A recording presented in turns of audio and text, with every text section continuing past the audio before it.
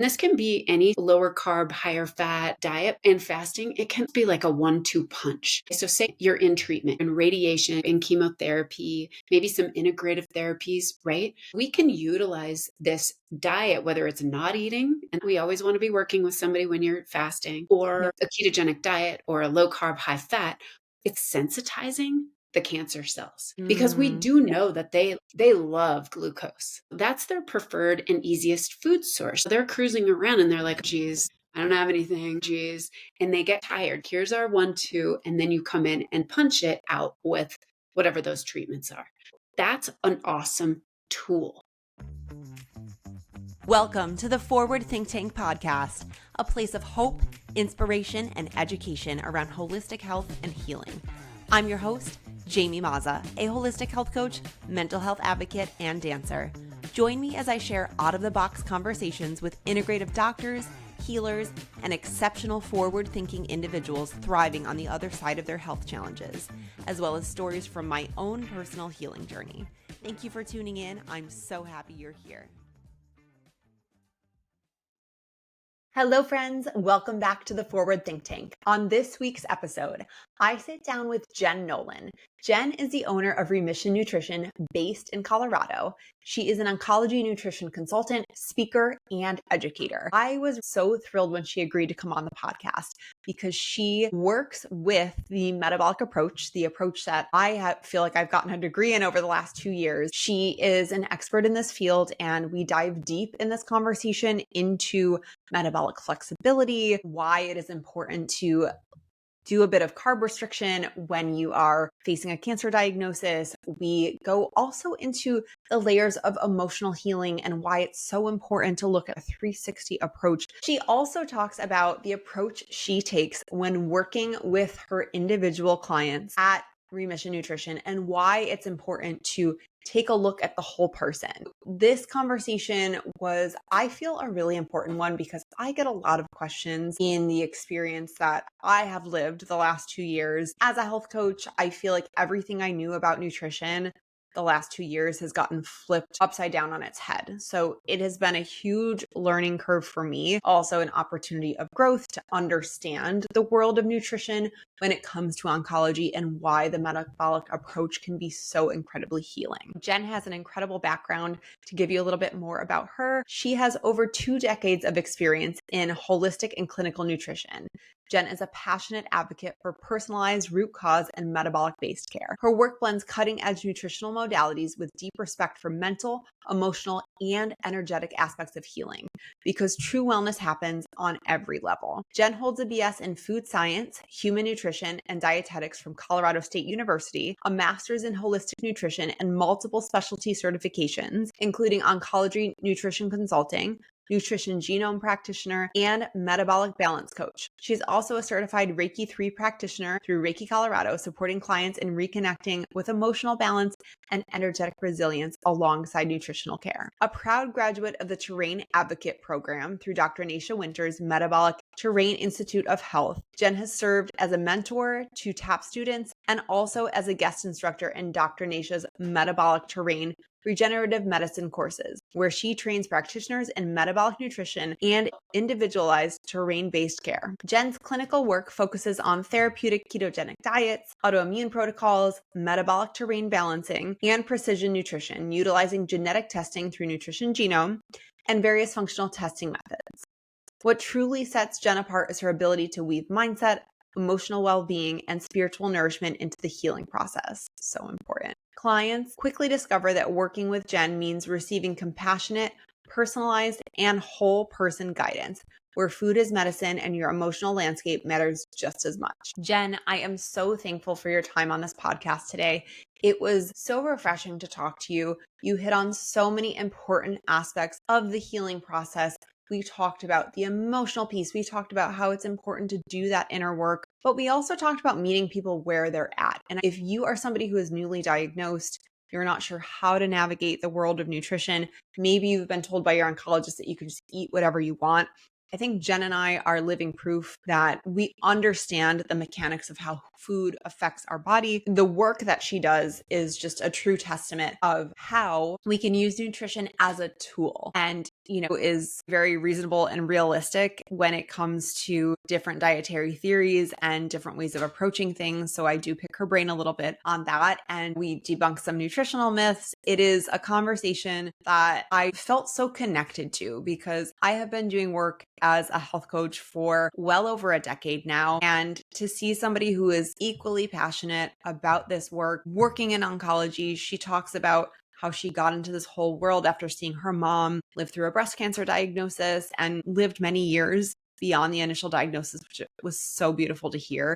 It inspired her to get into this field and do this work. So Jen, it was so wonderful to connect with you. I felt like I was talking to a friend. This conversation took a beautiful shape of its own, and I hope that somebody is on the receiving end of this conversation learning from everything that she said. You can just really soak it up like a sponge. There's so many great visuals that she painted and tangible tools. And I think Jen really said it well when she says food is a tool. It's a tool in the healing. We can't put our entire emphasis on just one piece. It really is looking at all the terrain of an individual and making it make sense for that unique person. If you enjoy this episode, please, as I always say, share it with somebody who needs to hear it. Send it to a friend. Maybe you learned something from this. I'd love to hear it. Leave a comment. Please take a moment to leave a review. If you are watching on Spotify, please make sure that you are following the podcast. If you are watching on YouTube, please make sure you're subscribed. I want to thank you from the bottom of my heart for listening. It means the world to me. So please help me give the warmest welcome to Jen Nolan. Welcome to the Forward Think Tank. Hello, everyone. Welcome back to the Forward Think Tank. This week, I am joined by Jen Nolan. Jen is the owner of Remission Nutrition. She's an oncology nutrition consultant, a speaker, and educator. And I am so excited to dive into one of my favorite topics, nutrition, but specifically from an oncology lens. As somebody who has gotten so many questions on my journey of nearly 2 years of doing this, I cannot wait to pick your brain, Jen. Thank you so much for being here. It means the world to me. Welcome to the Forward Think Tank. Thank you. It's so fun to be here, Jamie. I'm excited. Me too. Listen, I am thrilled to get into this topic because it is something that completely flipped my world upside down in terms of what I had understood previously about nutrition. So let's just get right into it. For people who aren't familiar with you and your story, can you share a little bit about your personal journey and what inspired you to get into this world and become the owner of Remission Nutrition? Yeah, you bet. So I started years ago in this world of oncology nutrition because my mom was very young and diagnosed with breast cancer. She was 42 years old. So I would say that was the biggest reason why I wanted to learn more about health and wellness, holistic nutrition, and things like that. That's what sort of launched me into it. I'm so glad I did. I feel like I always say that, every time I meet with somebody, I feel like I'm just honoring her and my relationship with her. She lived for quite a long time. She lived until she was 56. And I always say, I wish I knew then what I know now. But really, I learned a lot from her. And she was really aware of integrative things. She did a lot of Reiki healing, worked on a lot of the mind-body things through her journey. And so I learned a lot. It opened up a whole world to me. So it's been a journey of learning what the right sort of direction and path to go would be for me. Once I knew that there was this oncology nutrition path for me, I jumped right on. Yeah, amazing. I mean, it breaks my heart, but to know that you came to this world from a personal experience, I feel like it just ties so much deeper to the mission. And I can tell just by, what I've seen and what I've heard about people who have worked with you, how passionate you are and how much you care. And I think that goes such a long way for patients who are dealing with something that is just it's heavy at times. And I love hearing that she lived long past the diagnosis and was into all of that and inspired you to get to that point. So that's incredible. Working with people has continued that honoring, right? Now I'm honoring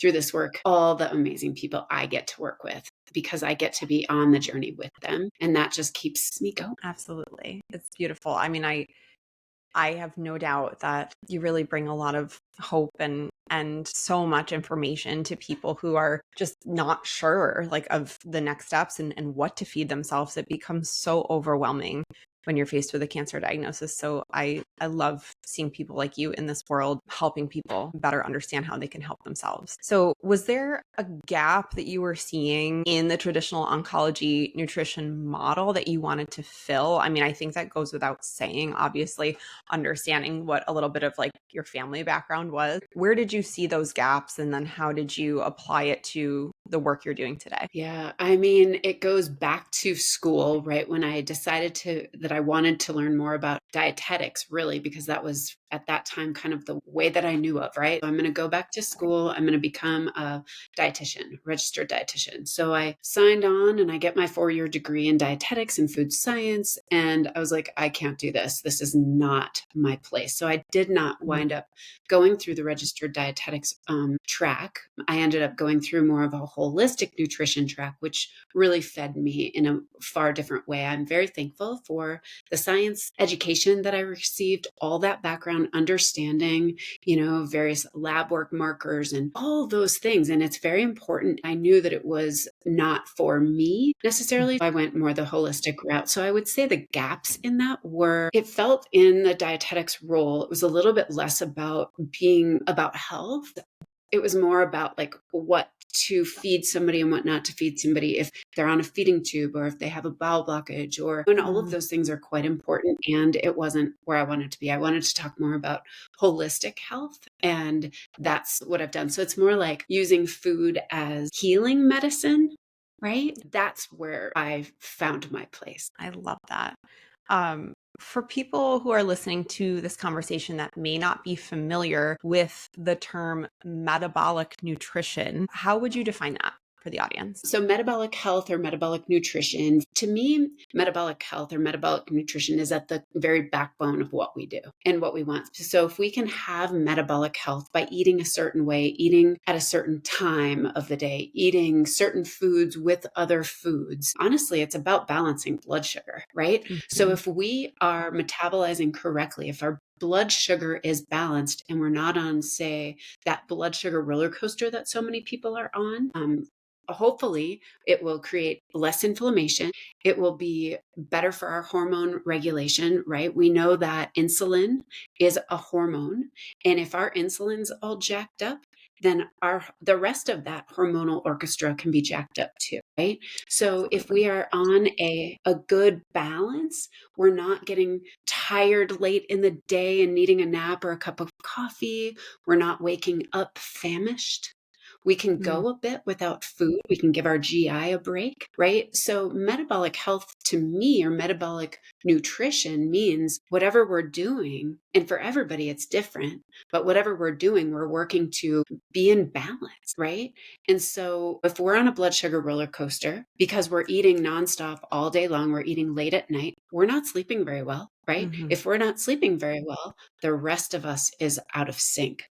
So everything we do goes back to this balance and this metabolic health. You think about metabolic syndrome, right? That metabolic syndrome, that middle body weight that a lot of people carry around. That is a sure sign that somebody is not metabolically balanced or metabolically healthy. So we can use food as such a big tool and lifestyle. So we don't just talk about nutrition. In fact, I mean, my favorite is to talk about mental, emotional well-being and stress mitigation and all of those things, exercise, lifestyle. So it's not just about the food we're putting in our bodies, but that food, what we choose, is a huge lever to getting to metabolic health, metabolic wellness. Yes, that was a very clear picture you painted. So thank you. I think, blood sugar balance is becoming more like mainstream. People are starting to understand it. But we may think just because we're eating a certain way that our blood sugar is balanced. I personally was not necessarily checking my blood sugar prior to my diagnosis. I was just like, okay, I work out, I eat well. Like, yes, I eat carbohydrates. I probably was snacking a lot more during the day and then had no idea that this was all going on under the hood. So to find that out and then take a look, like you said, you utilize the tools that you have from that science background. It's all important. You need to look at certain markers. I started using a glucose monitor, a ketone monitor. I was like, Oh my God. And I love that you brought up, the mindset piece and the lifestyle piece, because I would find that even a stressful event or conversation or something like picking up my phone and scrolling would raise my glucose. And, I'd take a few minutes to meditate or like fast a little bit longer and see the difference. So to me, it's such night and day, because conventional oncology, unless I'm missing something, they don't talk about nutrition. I remember telling my oncologist, listen, I'm doing keto, I'm fasting. Like my ketones are really high right now before I'm about to do treatment. Like, isn't this great? And I wasn't expecting much from him, right? But you look at the floor of people waiting to get chemotherapy, and it's like they're handing out pizza and candy bars and all these things. They're just telling you just eat anything. So do you find people, and I'm sure maybe there is a certain population of people that have a level of understanding that come to see you at Remission Nutrition, but are there people who come to you with like little to no understanding of how to eat well that are just totally confused because they think they can eat anything because that's what the doctor said? Yeah, I would say that every single person that comes to us is in a different place, which is interesting, right? It keeps things interesting. And I love it, right? I get to meet every single person where they are right then, right? And then we build from them. So that's hugely important. And what I see is that I feel like everybody's confused, or most people are confused that come to us. Yeah. Even if they have a lot of knowledge, they're confused because I'm confused sometimes. We have so Me much too. information we're being bombarded with, right? It's coming in at us from all these different angles. And we're like, should I be doing that? Right. So I think that we have to take a breath and go, okay, what do we know now? Where are we? What are we hearing? And, a lot of people get angry with the medical world in that they're like, my doctor knows nothing about nutrition. My doctor's telling me to eat whatever they want. It doesn't matter. It matters. And if they're coming to us, they feel like it matters, or someone in their family or their support group knows that it matters, right? So that's Of good. course. So we've gotten over that hump, right? But the thing is that it's not necessarily the doctor's fault. They just don't know. And how could they be expected to also know nutrition? It's not fair. What I wish, if I could magic wand it all, I wish more of them would stop saying that it doesn't matter and Yes. know that it can actually be a tool. It is not a treatment. Nutrition isn't a treatment for cancer. We don't treat cancer. We help with food and lifestyle. We help the good cells do better. The systems work better. So if we can help the body digest better, if we can help with blood counts, then those treatments can work better. And I wish there was more of an understanding there. So we've got dietetics or registered dietetics, which I am not, and they're going to work on the nuts and bolts, the really specific things that that person might need. There is some advice that I see that makes me sad, because I'm like, come on. If that person's drinking sodas and you just brush it off as, oh, no big deal, then that's an issue, right? But we work more in this holistic nutrition education coaching way, and we really help to empower so people can go, oh, food does matter. You mean Mhm. I can make a difference with what Yeah. and not to stress them out and say bad, bad, bad, naughty, naughty, naughty, but to empower Empower people. them. Like, Yes. oh, actually get side effects in a better way. How awesome Totally. is that? Sorry, I get excited. No, I love this. I love this conversation. I'm so thrilled to be having this with you. I'm very like-minded, and it is confusing. So it's almost refreshing to hear you, who is in this world, say that, because I think social media makes everybody's head spin, including mine. And I'm just, one day you see sugar feeds cancer. Okay, that makes sense to me. Next day you see glutamine feeds cancer. And then you see some people do vegan keto and some people thrive on animal protein. I think we're all so uniquely different. So it's hard to take just one piece of information and apply it to yourself. And that's why I think it's so important to work with an expert like you. Can you just go a little bit deeper? Because I think you brought up a really great point. Like, you're not trying to stress anybody out or overwhelm them. You're trying to empower and to educate. And I think when people can get a better understanding on how they can help themselves and have a little bit like skin in the game of like, okay, I can contribute to my own healing, I think it goes such a long way. But can you speak to how blood sugar imbalance can play a role in cancer progression, or also on the other side of the coin, help support remission? Yeah. So here's one of the things. So I brought it up earlier. If someone's on that sort of blood sugar roller coaster, and we can tell that by a lot of the metrics that we test, right? Maybe somebody's wearing a continuous glucose monitor, maybe not. Maybe we're looking at their hemoglobin A1C, their fasting insulin levels. We're listening to them to see how they're feeling, right? Mhm. If somebody is on a blood sugar roller coaster, that high and low, that is a very inflammatory process. So we Mhm. know certain things about cancer cells. I always think of them as superpowers. Cancer cells love an inflammatory environment. They thrive there, which Mhm. is exactly why we want to shut down inflammation as best we can, right? So by getting off of that roller coaster, we can be more balanced. So that's one thing. We talked Mhm. about sleep. Right? I'm not sure that I'm totally answering your question, but we want stress to be as not managed or controlled, but maybe managed. So we teach techniques on how to calm the nervous system, right? When Mhm. things are messed up, we call it the terrain, right? All those different systems of the body. When things are messed up, cancer cells are happier. Healthy cells are not. So we're trying to love on the healthy cells over here. Blood sugar regulation is massively important. I get outside of that conversation of what feeds cancer, right? Yeah. If we Mhm. can have a healthier terrain, healthier, healthy cells, happier, healthy cells, then cancer doesn't stand as much of a chance. So I think people get really focused on this, the glutamine conversation, all of the things that are going to block pathways. That's, Mhm. to me, not what we do. We want to help the healthy cells. Yes, so important. So important. This is not something I had listed in my questions. It does lend itself to this conversation. So I was doing very strict keto and fasting protocols in the beginning of all of this for good reason. My labs warranted it.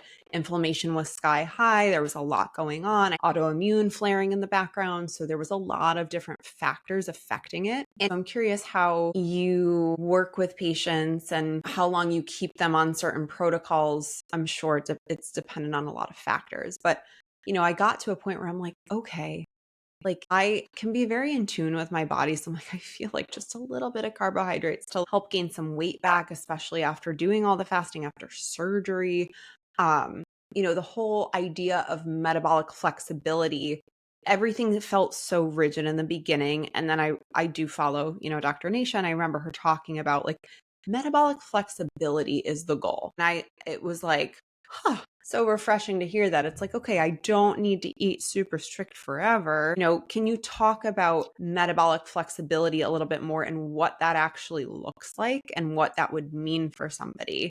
Um, and how do you ultimately work with them to get to that point, if that's not like a very loaded question? I know that was like 7 questions in one. No, I'm kidding. I love the question though. And what we are after is metabolic health, metabolic flexibility. I think about it like think about a hybrid. It goes back and forth, right? It's using gasoline or electricity, right? And so our bodies actually are naturally set up to do that, right? So if we are eating in such a way that we're not on that blood sugar roller coaster, then we should, my least favorite word, but we should be able to flip back and forth from using Mhm. ketones, that's one form of energy, to carbohydrates. Glucose, Mhm. that's the other, right? We should be able to flip back and forth. So when we are at a lack of glucose or even food, right? We're fasting, the ketones will come in. They'll come on board and they'll give us energy, right? Unfortunately, we have been taught to eat all the time, fuel the metabolic fire by just feed, feed, feed. We have been taught to not ever feel hungry. That's scary. We have been taught to not even on purpose, but eat late at night, have popcorn at night. Yep. So we're always adding in glucose. Every time we eat, glucose, glucose. So we never have this opportunity to utilize that other fuel source. Mm. So what we can see is if we can test ketones, right? You can test it through your blood. And what would be great is even if somebody's not eating this super low carb, high fat diet, ketogenic diet, it would still be great. Again, it would be awesome if we could see some ketones in the morning. So say Mm, you stop eating at 6 p.m. at night. The next morning, you test your ketones. We should have some ketones there. If somebody is mhm, not metabolically flexible and not metabolically healthy, they won't because their mm, body is so used to just burning on glucose. yeah. Does that So help? when it does. And when you say some ketones, like what would be a good reference point to see? Obviously, if you have no ketones, the reading's going to be zero, but what would like be indicative of something that's encouraging to see? I would say, honestly, for me, if you see trace ketones, so that's anything above zero, then at least there's something going on. Mm, Right? If okay. you get Yep. a low reading on if you use like a Keto Mojo, that's what I use. If you see sometimes I would say point 0.8, then you've got you're in ketosis, right? Yeah. But Yeah. just some trace ketones are going to show that your body is producing them, and that's good. Mm, yeah.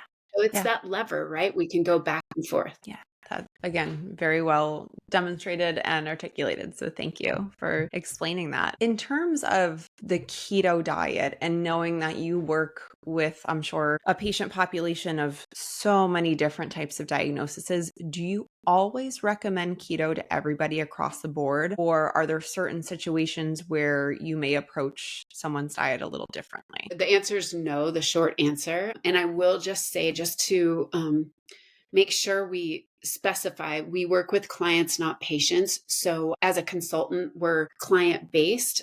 So I just always want to clarify that they might be cancer patients to a doctor, right? So that's a clarification, but also no, because we meet every single person where they are. And so I also don't believe that every single person needs to be in this super strict ketogenic place. Right. So if somebody is going through, there's certain therapies, right, where we definitely are like, let's see how much we can get you into ketosis because it might really it's almost like I call it a little bit, and this can be any sort of lower carb, higher fat diet, but in fasting, it can almost be like a 1-2 punch. So, say you're in treatment, you're in radiation, you're in chemotherapy, maybe some integrative therapies, right? So, we can utilize this diet, whether it's not eating, and that we always want to be working with somebody when you're fasting, or Yep. a ketogenic diet, or a low carb, high fat. We want to sort of, it's like sensitizing the cancer cells because we Mm, do yeah. know that they love glucose, right? So that's their preferred and easiest food source. So they're cruising around and they're like, "Oh geez, I don't have anything. Oh geez." And they get kind of tired. So I'm like, "Here's our 1-2," and then you come in and punch it out with whatever those treatments are. So that's an awesome tool. Is it the end all be all only tool? No, right? Mm, There are various ways too that we can again produce ketones. We can become metabolically healthy and metabolically flexible. If someone is so far off from that, if they have, say, brain cancer, glioblastoma, I might say to them, let's get you into keto and let's get you in fast. Okay. Because we know there's a lot of research backing that up and it can absolutely. be hugely helpful. If we have somebody that's in a different place, maybe it's an earlier stage, we can get them into ketosis, maybe, but we can be a little bit slower about it, if that makes Mhm. sense. I It does. also want to ask, like, how are you up for this?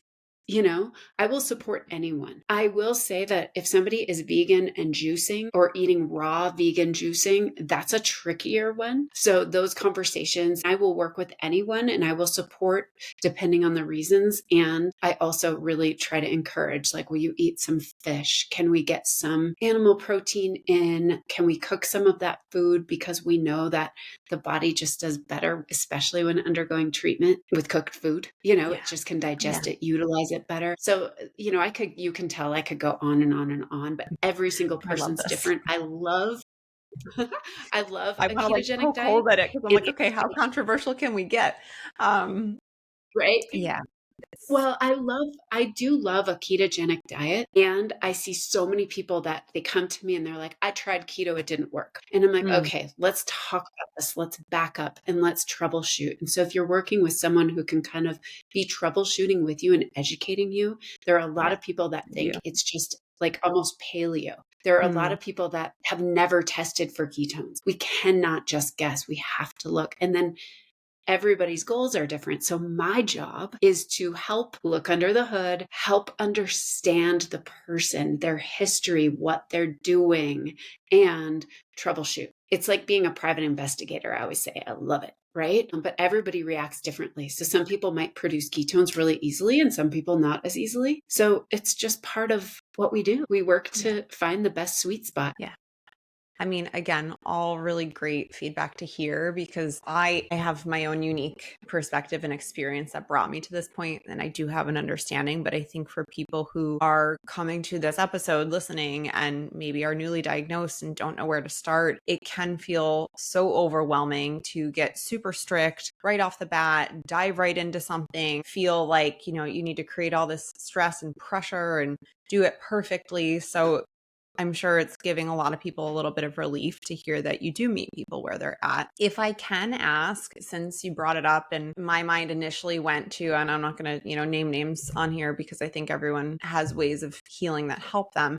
But when you brought up the juicing, the vegan diet, in your experience working as a metabolic consultant, can you just speak to why you may not recommend doing something like that a little bit in more detail? Yeah. And, I am not always the most controversial gal around. I'm usually like, no, I don't want to have that. However, what I have seen in my practice is a lot of people turn to juicing, vegan, raw. And I am never here to judge anyone or say they've done the wrong thing. So what I would say to someone, and what I've said many times is, look, that was great. You just got a really great reset. Oftentimes they were eating like absolute junk. So great. Yeah. You get a reset.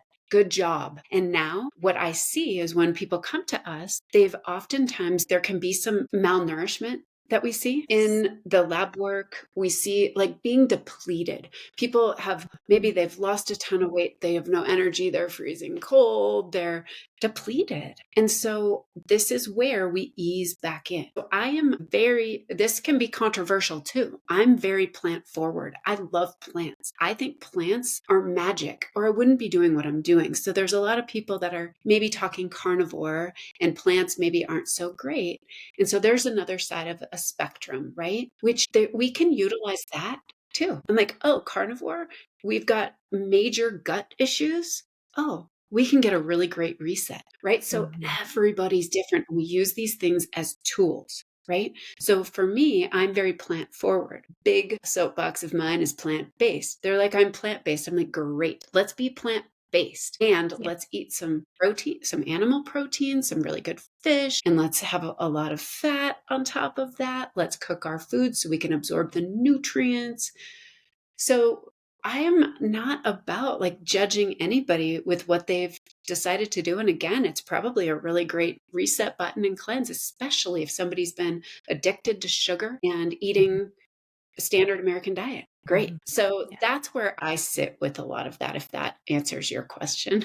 It does. Yeah. And I couldn't agree more. There are certain situations too, as you said, with something like the carnivore diet. I actually know friends who have very similar diagnoses to me, but what I've learned, and especially, sometimes we'll compare our data results or we'll compare certain things. And it's like, we are all so uniquely different. We're also genetically different. There are some of us that thrive doing carnivore maybe for a short term, and maybe there's a time and a place for it if your digestion is taking a beating or what have you. But what I'm hearing is that you're meeting your clients where they're at. You're making it make sense for them. It's not a one size fits all. And I think that is something that if you're going to work in this world, you are much better off viewing your client's caseload that way because everyone is different.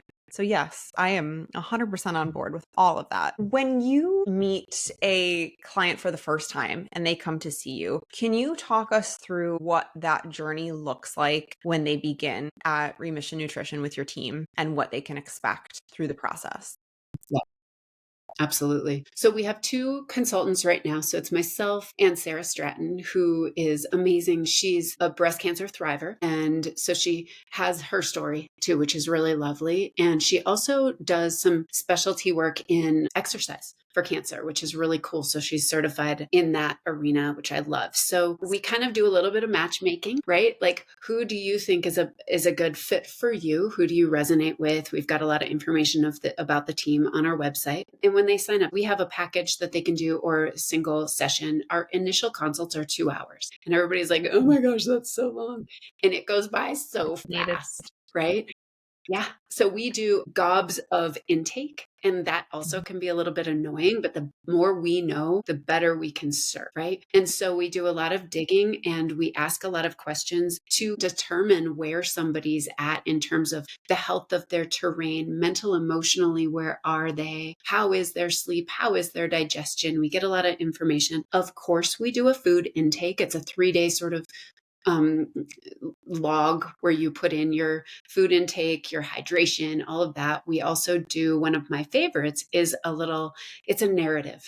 And so it's kind of like, tell us about your life. What's your history and health, but also emotionally and all of that. So that's one of my favorite things to read through. And we read through it all, right? Some people put a sentence, some people put 4 paragraphs. I love it all. So we do that. And then I do a lot of soul searching almost before, and you try to use a lot of intuition. And then we have our 2-hour consult. And then we spend a fair amount of time researching and putting together I would call it almost like a roadmap after, where we give people this roadmap. And again, everyone's different. So some people are quite overwhelmed. So we would say, look, get your report, get your roadmap, and pick 3 things you're going to work on until our next visit, right? And that can be really manageable, right? Do those 3 things and I'll see you in a couple of weeks. Some people might want more frequent. Some people might be all good and they want to meet in a month. Again, everybody's different, but I am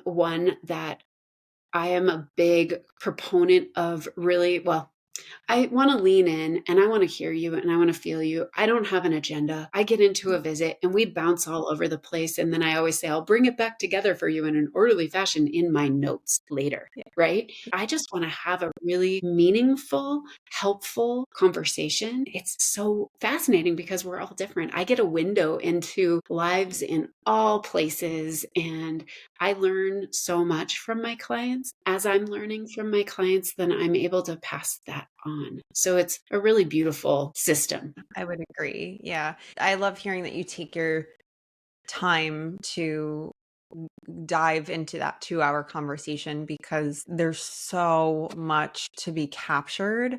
And I'm sure at times you feel like 2 hours is not even enough. You can go even deeper. But you're really looking at everybody from a 360 lens, which I know, and you know, that they don't get that from the conventional doctors. It's just the nature of the model. You know, they are like 15 minutes in and out. And so it's got to feel so supportive to have a team like yours and really get a little bit more granular. And there is a little bit of hand-holding if you want it. You know, you're working at a pace and a structure that makes sense for the client. So I think that's also really good to hear. And I think that's really important. I want to ask, I saw in your bio that you are certified to work with the nutrition genome test. So can you speak a little bit about the nutrition genome test? And do you always suggest that to patients, and why? Yeah. And I wanted to really quickly just tap on to the last question just for a sec, because I want to make sure that people also know that we are advocates, right? So we've gone through the advocacy program through Dr. Nasha Winters, and we work a lot with other clinicians. And I think that's really great too. So if somebody is working with an integrative oncology doctor, I am so about collaborations. I have some doctors that I text with.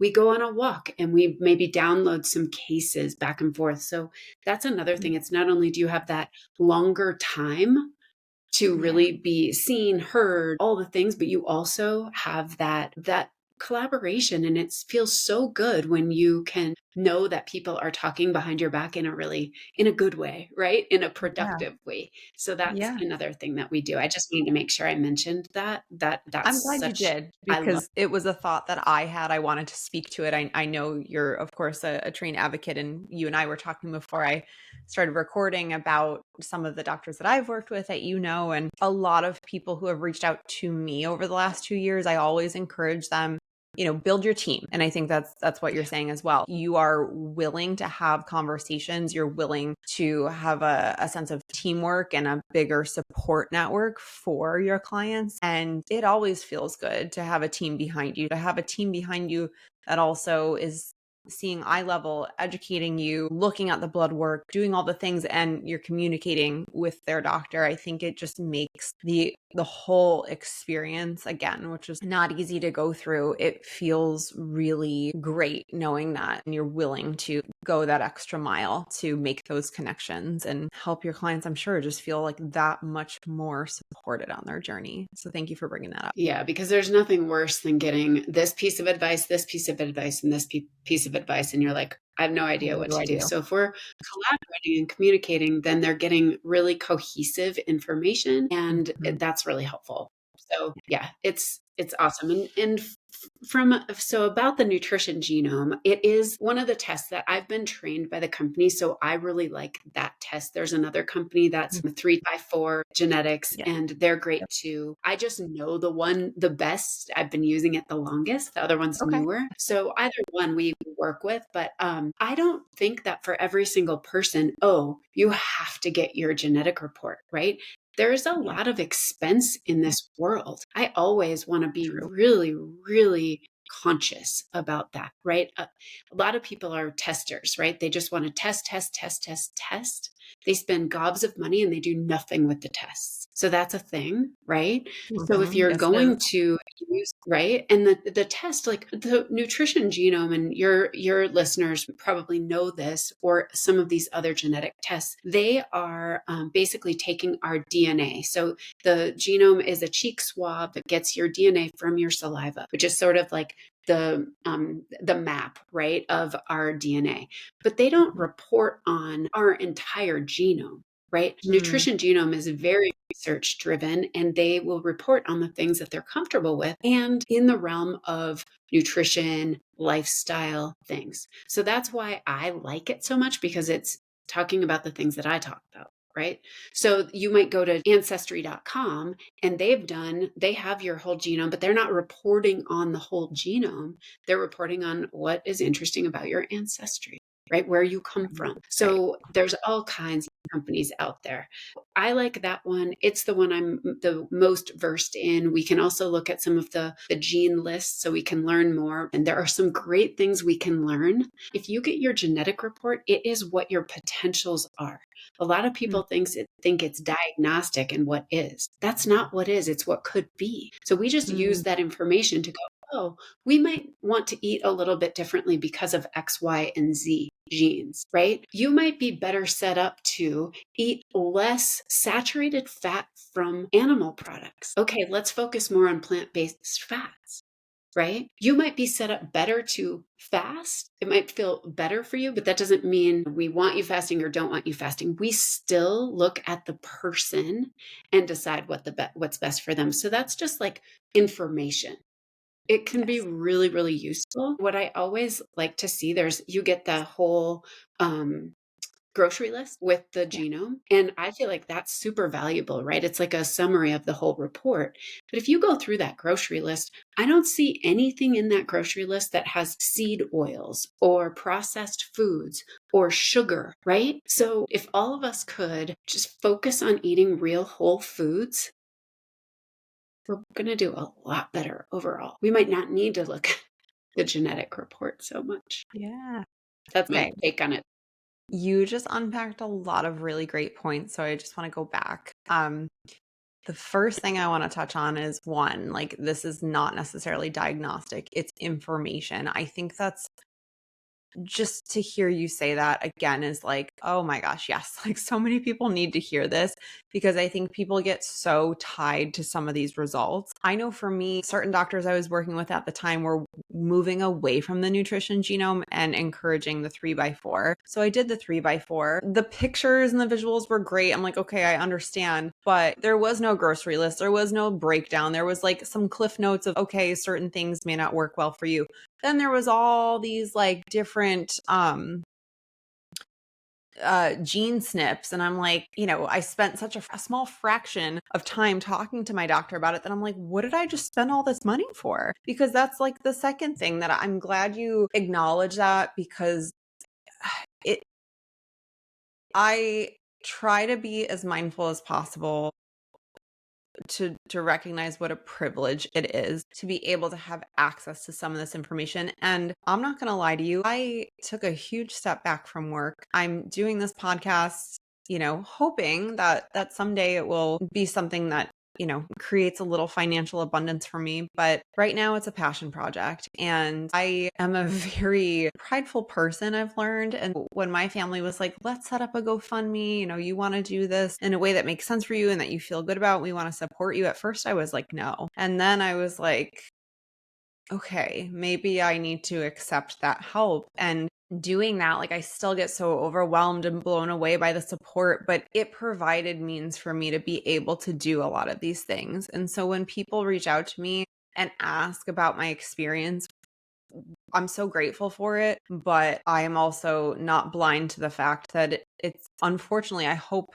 the future of medicine and the way that we all work together changes, and some of these things can be covered or reimbursed, but it is out of pocket expenses. I find so much value in it, so don't get me wrong, I'm so thankful, but it is a privilege to be able to do that. And so the fact that you said it, being very aware of it, and you try to be mindful of where your clients are coming into this picture, what's going on in their lives and all that, it's refreshing to hear. So thank you for just shining some light on that. But everything you just said, it's like, yes, we need to get back to eating whole foods and not being so terrified of certain food groups. We need to just start listening to our body a little bit more, and also having the right guidance. I just went off on a little soapbox of my own, but I appreciate how you answered that question. Yeah, and I would love to just acknowledge you and acknowledge the lessons for you in that journey. And I think there is that prideful piece, right? And when we are able to peel it away and allow to receive, abundance comes in many different forms, right? It's okay. You allowed for people to gift to you, and now you are gifting others with this. So it's not just about this exchange, this very sort of, again, conventional sort of exchange that we're so conditioned to be in. It's okay to receive. That is another part of what I do. It's like helping people understand if we can allow for healing, we can heal. And healing is different for everyone, right? So we get really like laser focused on, oh, I have to do the genome. Oh, you don't have to, right? There's so much power in the foundations of eating real food, staying hydrated, moving your body, having love and joy and faith over fear. Yes. Like there is so much in that. Like that takes up so much of it. And then we do the extra things. We add on to it, right? With the genome, we find out that information. Maybe we look into some other things about, I don't know if it's gut health or if it's whatever, but if we have to do the foundational things first. And so many people jump right to the other stuff without drinking enough water. I always feel embarrassed when I'm like, okay, first thing you need to do is drink half your body weight in ounces of water every day. And I'm like, oh, they just paid me to say that? Right? But People that need to is be reminded. foundation. I mean, it's unbelievable how many people don't drink enough water. Yes, that alone can do wonders for so many systems in the body. I love that you brought up all the other aspects of our health, and they're all important. I try to be mindful of not expressing too much of my personal journey, but here we are. Really relating to what you're saying. And it's important for people to hear this, because when it comes to the supplements, when it comes to the food, when it comes to even things like tracking your glucose and ketones, those are things that as a patient, we feel to an extent like we are in control of. For a lot of the other things, like the joy, the stress, the like balancing the rest of our life, sometimes sadly that falls by the wayside because we get so hyper fixated on the doing and we forget about the being. And I have had a couple of surgeries over the last 8 months. One was very, very big in February, the long recovery process. And one of my friends was getting married in France in September. And it was very close to the second surgery. I looked at my doctor and said, P.S., I'm going to France. I am going to eat the food there and I'm going to enjoy myself. And I appreciate you supporting me on this journey because me and my husband need a vacation. I just need to go and have some fun and feel normal. And it certainly came with its own like self-talk while I was there. It's like, oh no, you don't want to eat too many baguettes or you don't want to eat too much of this. But there's something to be said for the piece of joy and working on your nervous system and your mental health. I love that you said that from the very beginning, that that is something that you also focus on with patients. If you'd like to add a little bit about that, I'd love to hear about how you approach that side of the work that you do. Yeah, absolutely. A lot of people will say, I'm going on this vacation. What are your, kind of tips and tricks around it? And there's so much around food, right? We want to go wherever we're going. You want to go eat the baguettes. And most of the people that go and do that, they come back and they're like, oh, that didn't even affect me. I Right. felt great. Yeah. It's Yes. the guilt that comes along with it that is damaging. It's the self-talk that's damaging, right? And I believe Mhm. so much in this idea about like, giving yourself that grace or that piece around it's okay, giving yourself that permission. The minute you start to beat up on yourself is the time that that's going to start impacting you more. Right? Yeah. So Yes. it's like having icing on the cake, and the icing is the stress that's going on with it, and that's going to be the problem. Right? So Mhm. be gentle.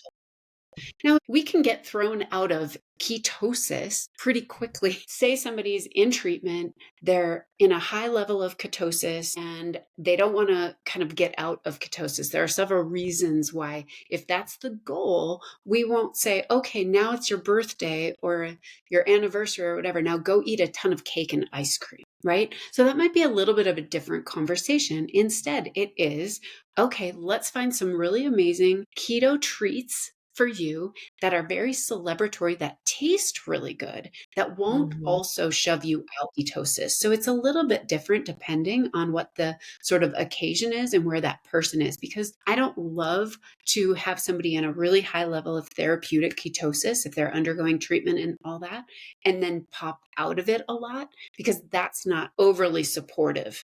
Okay, so it's a little bit different, but yes, like we need to, back to the joy piece. I Mhm. work a lot in gratitude. Gratitude is so huge and it can shift our thoughts. We can change the way we think about something by changing those thoughts, that conversation that we're having, that self talk. We have to be very present and you have to do it. And it's hard. So we talk a lot about those things. How do we change our thoughts around that?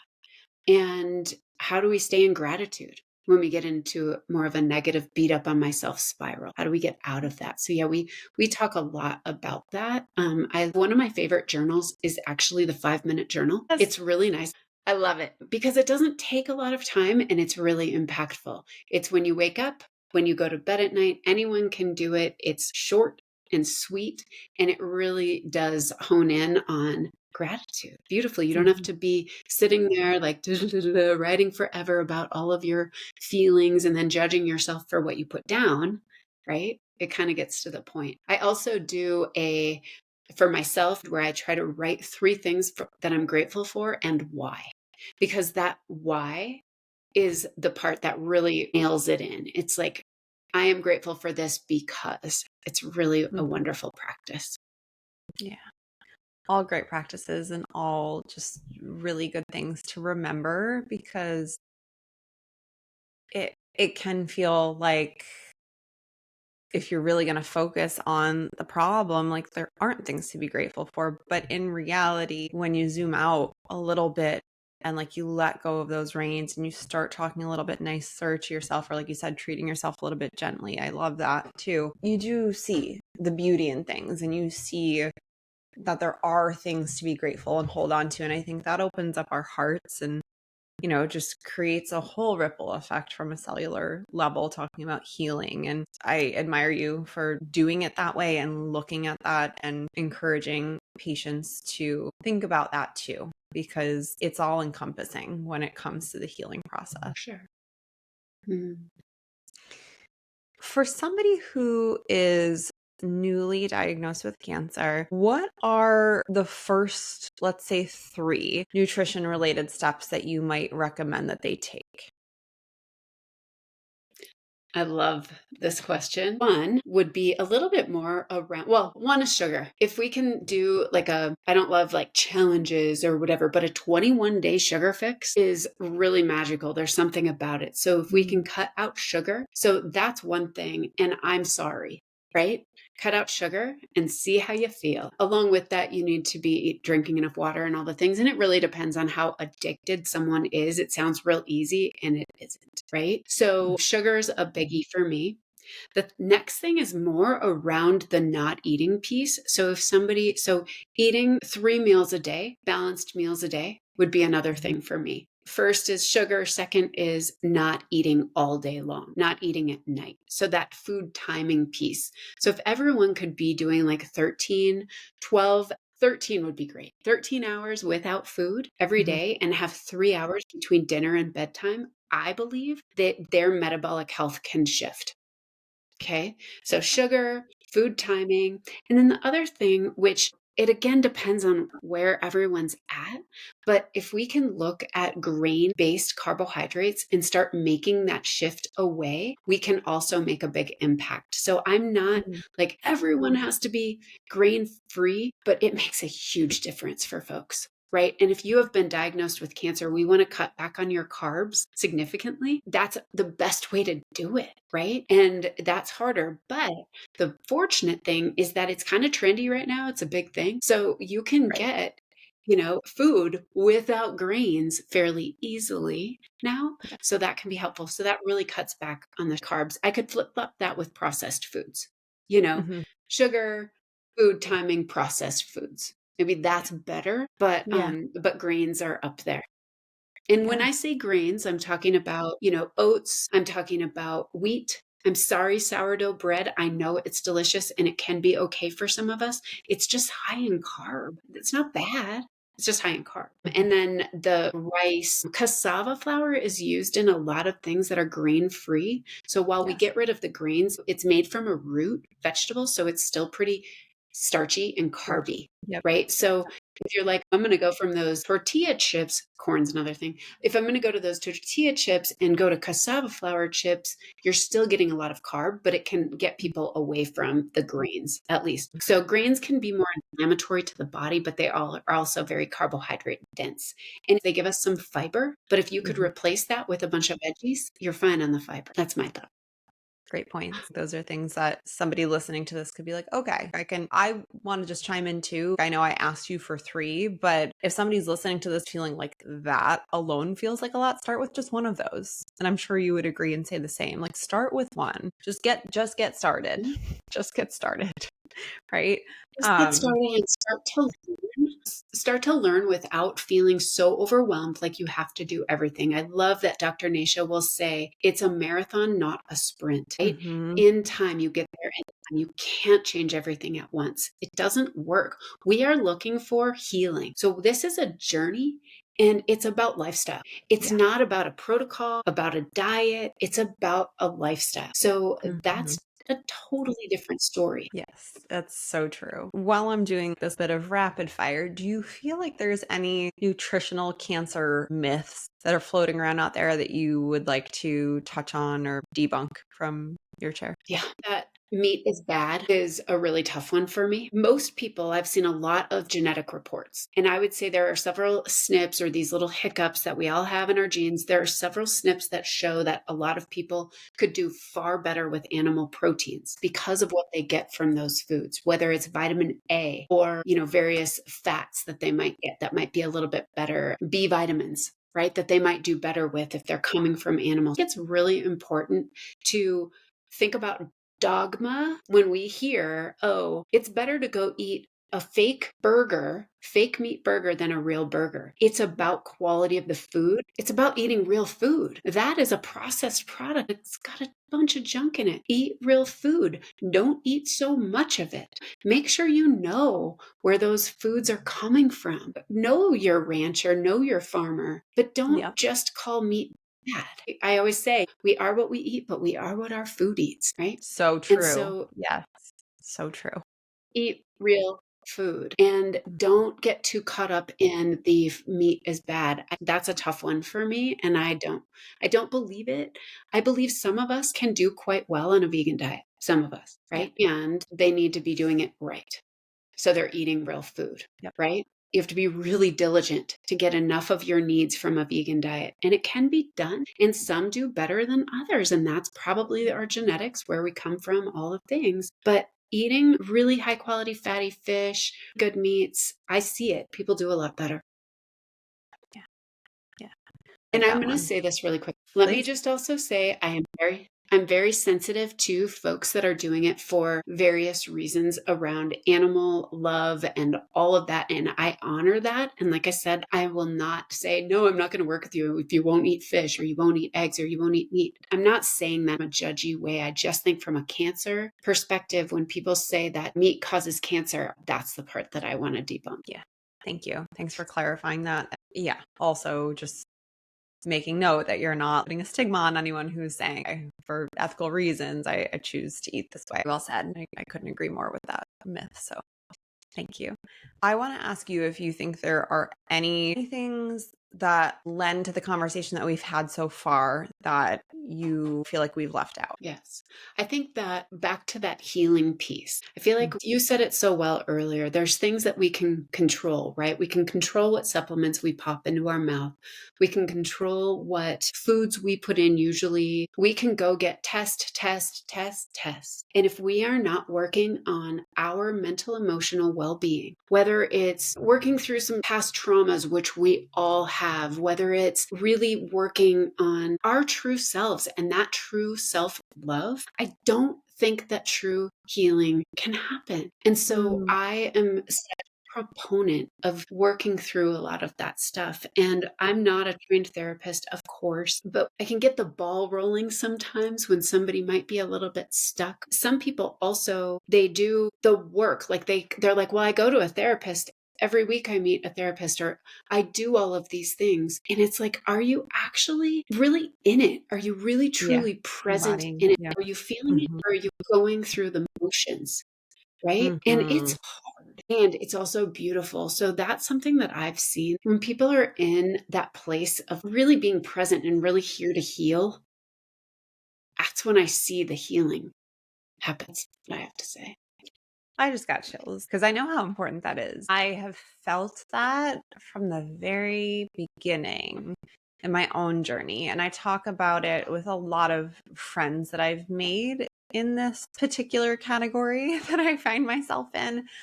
The emotional piece to me almost feels like everything. And I don't want to give it that much credit. It's a large piece, but you are walking around stressed or you're beating yourself up or some of the things that we've talked about, and you still feel like you're doing everything right. To your point, it's like, are you just going through the motions if you're working with a therapist? Are you actually putting things into practice? Just yes, so much yes to that point. And thank you for bringing it up because one, it's not easy. That inner work is often the hardest for anybody to work on. But then you layer a health challenge like this, and man, like it can feel that much heavier. But the freedom that you can feel on the other side of that work and the release, and like you said, maybe even the allowance or permission for true healing to happen is so profound. Do you have a network of therapists that you work with or can refer patients to if they're looking for that type Mhm. of support? Yeah, we're partnering with a organization called Liberate, and I really love what they do. It might not be for everyone, but it certainly is a beautiful system that they've created around healing that mental emotional piece. I've done it myself, and that's really important to me. If I'm going to ever like recommend a thing, I'm going to do it myself, and it's been pretty life changing for me in my process. I've seen a lot of others go through the program and have a really incredible changes in their life. It trickles into everything. So that's one of them. And then I don't want to be over here sounding like I've got it all figured out. I'm on this journey too, right? Mhm. I don't have Yes. cancer right now.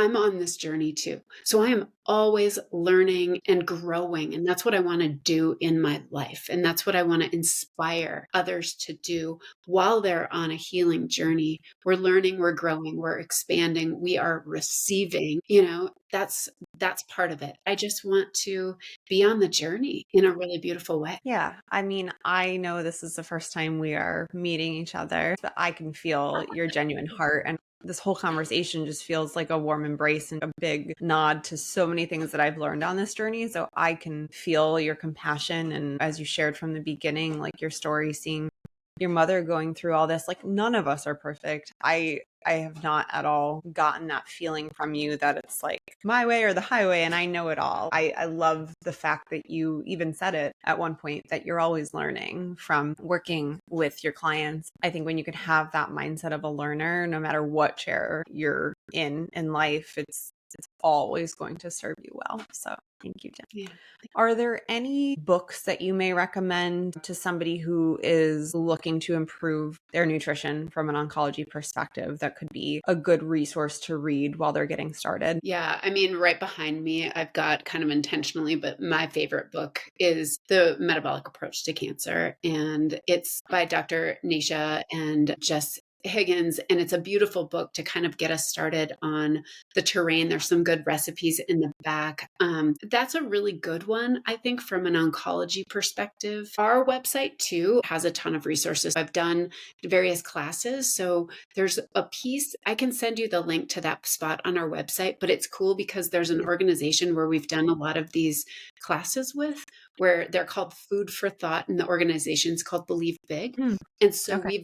we being myself and others on our team have done these live classes on various, it's all food related or mostly food related. So that's another great place, and it's all free. If you're more of a visual person, that could be nice, or listening, seeing somebody talk, it's helpful. So those are the two big resources that I would send Awesome. people towards. And if you are listening to this, saying yes and eating up, no pun intended, everything that Jen has been saying here, I will include all the resources for how to get in touch with Jen, how to get in touch with our team. I will link your website, any other information you want me to include, we will do that so people know how to get in touch with you. Jen, this has been such a wonderful conversation. I am so grateful for you doing this with me. I have one last question that I ask everybody being on the Forward Think Tank. What is it that keeps you moving forward in life? Well, my family, my clients, nature, but it's really this, I want to be here to share, receive, and learn. It keeps me moving forward and wanting to have a love for life. I feel like we're in such a weird time. There's so much stuff happening, and I feel like we're like, ah, scare. It's scary, right? And so I'm trying to be as positive as possible and not as impacted by all of the arguing, the fighting, the fear, the all of that. I'm really trying. I think that might be a reason why sometimes that I'm here right now. I'm not always positive, don't worry, but I really feel like I'm here to help with that. Just add more positivity to whether it's to the earth or others, whatever it is, that's really what's lighting me up and what's keeping me going. Because sometimes we want to crawl in a hole and stick our head in the sand, Yes. So I'm trying to Yeah. not to absorb the negative things and just stay in the positive as best I can. Yeah, it's easier said than done. But I will just say the work that you are doing in this world is so important. I'm really, really grateful to have you as a guest on this podcast and talk about something that is so important that I think when it comes to the conventional world of oncology, it's missed every time. So I hope if you're listening to this and you appreciated this conversation, please share it with somebody who may need to hear it, whether that's a friend in your life, a family member, a coworker, somebody going through a health challenge. Jen and her team at Remission Nutrition are experts in their field, and they're out there doing work that is not only educational and tools that people can take into the rest of their life, but it creates such a ripple effect in the healing process. So thank you so much, Jen. I really appreciate you. Thank you.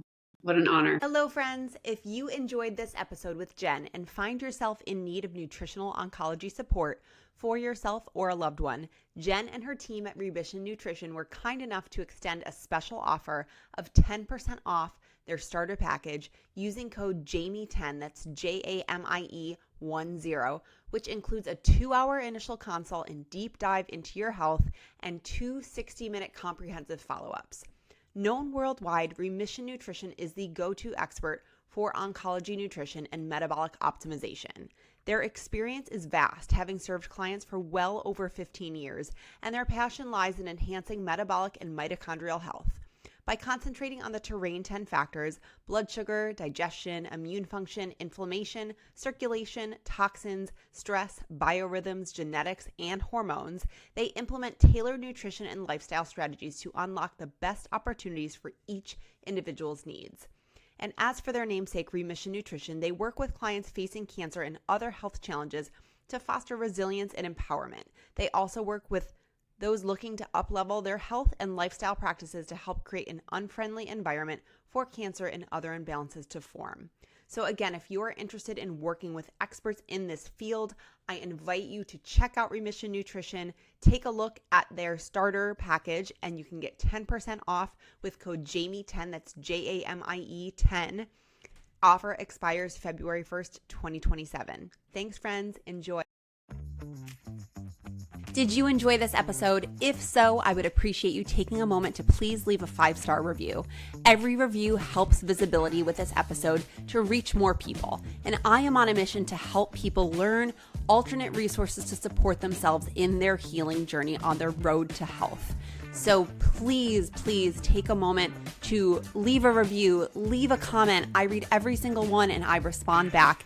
And of course, the most helpful thing you can do is to share this episode. If you found it helpful, if you found it entertaining, please share it on social media, send it to a friend, a loved one, someone you think could find this helpful. It means the absolute world to me. Thank you so much for being here. Thank you for listening, and I will see you soon.